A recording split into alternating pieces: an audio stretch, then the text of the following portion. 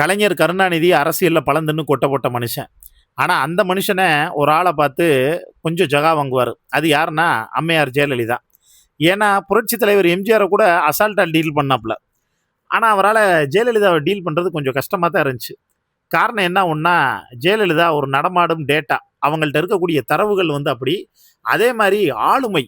தமிழா இருக்கட்டும், இங்கிலீஷா இருக்கட்டும், ஹிந்தியா இருக்கட்டும், தெலுங்கா இருக்கட்டும், கன்னடமா இருக்கட்டும், அந்த லாங்குவேஜ்ல அவங்களுக்கு இருக்கக்கூடிய ஆளுமை அவங்க இடத்துல இப்ப யாரையுமே வச்சு பார்க்க முடியாது. அவங்க ஒரு பெண் சிங்கம் அப்படின்னே வந்து சொல்லலாம்.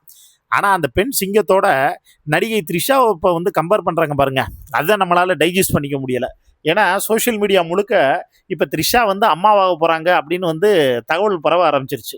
இதை பார்த்த உடனே ஃபர்ஸ்ட் நமக்கு தோணுனது, ஒருவேளை த்ரிஷா குழந்தைக்கு அம்மாவாக போறாங்களோ, ஒருவேளை அப்படி இருக்குமோ இப்படி இருக்குமோ, தளபதியோட ரொம்ப க்ளோஸா கிசுகிசுக்கப்பட்டது என்னடா திடீர்னு அம்மாவாக போறாங்க அப்படின்னு தான் நமக்கு வந்து நினைக்க தோணுச்சு. ஆனா அதுக்கப்புறம் தான் நமக்கு வந்து இப்ப தெரியுது, ஜெயலலிதா அம்மாவுக்கு எவ்வளவு ஆற்றல் இருக்கு, அறிவு இருக்கு. அதுல கொஞ்சம் கூட வந்து பார்த்தீங்கன்னா துளியும் சளைச்சது வந்து இல்லையா த்ரிஷா. த்ரிஷாவுக்கு அந்த அளவுக்கு வந்து ஜாஸ்தியாவே இருக்கான். அதனால எப்படியாவது த்ரிஷாவ நம்ம அடுத்த அம்மாவா வந்து கொண்டு வரணும். அவங்க நினைச்சா இப்ப கூட டெப்டி சிஎம் ஆகலாம்.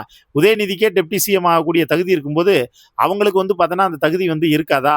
அதனால அவங்க கண்டிப்பா டெப்டி சிஎம்மா இப்ப உடனே வந்து ஆகணும்.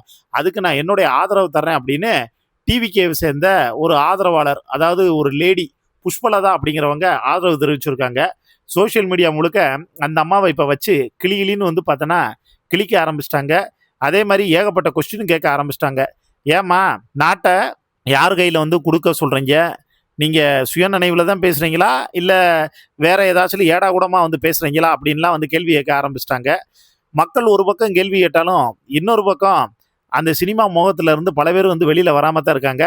அடுத்து என்ன கூத்தும் குடும்பம் நடக்குதுன்னு பொறுத்து இருந்து பார்ப்போம். இதை பற்றி உங்களுக்கு தோணக்கூடிய கருத்துக்களை மறக்காமல் கீழே இருக்கக்கூடிய கமெண்ட் பாக்ஸில் மென்ஷன் பண்ணுங்கள்.